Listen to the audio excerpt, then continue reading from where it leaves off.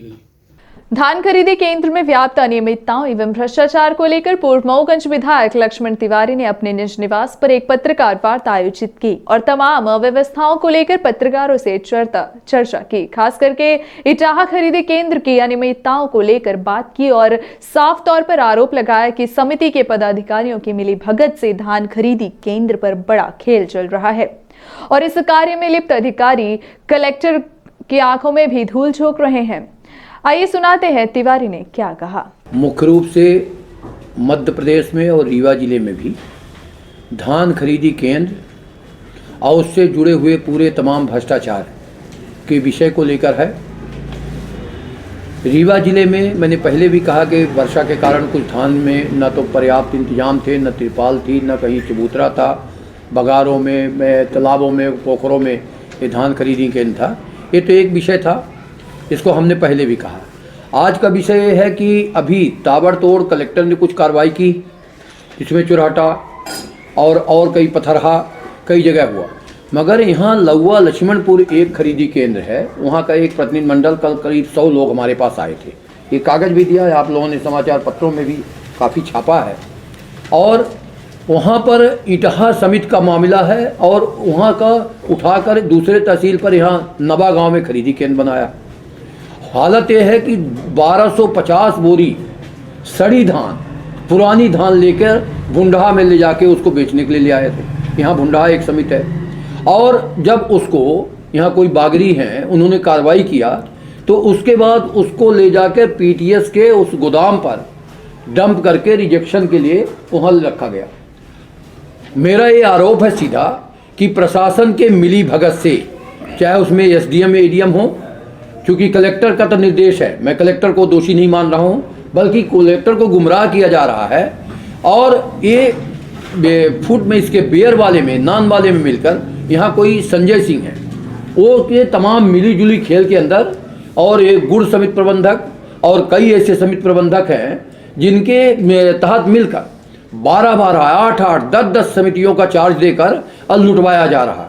आज तक उसमें FIR नहीं हुआ। मेरे पास सैकड़ों लोग आए थे कि भैया इसमें तो सरेआम पकड़ी गई, धान पकड़ी गई, पुरानी धान पकड़ी गई, वहाँ का यहाँ भुंडहा में बेचने आए, 1250 बोरी पतरी गई, अब वहाँ उतरवा लिया गया, पर अभी तक FIR नहीं हुआ। तो मेरा इसमें सीधा आरोप है कि उसमें तत्काल FIR हो, तत्काल कार्रवाई हो, चाहे जिसका भी हाथ हो। अगर किसी सत्ता वाले नेता का हाथ है तो भी मैं विरोध में हूँ। अगर कोई नहीं है, इसमें कोई प्रशासनिक सर्जरी लगी हुई, तब भी मैं विरोध में हूँ, कि ताकि इस भ्रष्टाचार पर प्रतिबंध लगाया जा सके। यहाँ हालत यह है कि समिति के जो प्रबंधक हैं, महाप्रबंधक और ये तमाम मिलके इतना लंबा घोटाला कर रहे हैं, और अब तो सुनने में आ रहा कि वही जो पुराने लोग थे वो कंटिन्यू कर रहे हैं। तो आज मैं मुख्य रूप से प्रेस कॉन्फ्रेंस इसी बात को लेकर रहा हूँ। यहाँ कोई एक आसिफ खान जी हैं और यहाँ संजय सिंह, इनका मिलके मिला घुला घोटाला करके एक लंबा गेम कर रहे हैं, जिसको आपके संज्ञान में लाया हूँ। और मैं कहना चाहता हूँ कि इस विषय को लेकर लंबा चौड़ा मैं माननीय मंत्री जी को भी पत्र लिख रहा हूँ, मैं माननीय तमाम जितने PS को उनको भी पत्र लिख रहा हूँ। ये तमाम इतना लिखने के बाद भी, ये तमाम इस तरह से पूरे आधा पन्ना लिखने के बाद भी अखबारों में, इसमें संज्ञान में लेने के बाद भी कलेक्टर को पता नहीं कैसे क्या बताया जा रहा है। और कलेक्टर महोदय को मैं मांग कर रहा हूँ कि आपकी स्वच्छ छवि है, आप अच्छा काम कर रहे हैं, जो जनता की आवाज़ है। अगर इसमें FIR, इसमें कार्रवाई नहीं होती तो ये माना जाएगा कि कहीं न कहीं ये भ्रष्टाचारियों के ग्रुप में आपका भी कहीं घसीटने का काम शुरू हो जाएगा। इसके लिए आज हम प्रेस कॉन्फ्रेंस कर रहे हैं। दूसरा, गौवंश की रक्षा के लिए जो मैं लगातार 2.5-3 वर्षों से लगातार कार्यरत हूँ, गौवंश की दुर्दशा अब किसी से छिपी नहीं है। गौवंश की रक्षा के लिए ये लगातार हमारे साथ सक्रिय हैं, संघर्षरत हैं। ऐसी स्थिति में आपके बीच है, मैं कह रहा हूँ कि गौवंश की रक्षा के लिए हमारी एक बड़ी योजना, जिसका हम आगामी दिनों में अभी आपको खुलासा करेंगे, एक बड़ी योजना हम तैयार कर रहे हैं, जो हम सब साथी मिलकर ये अब सरकार पर एक बड़ा आंदोलन करने का मन बनाया है।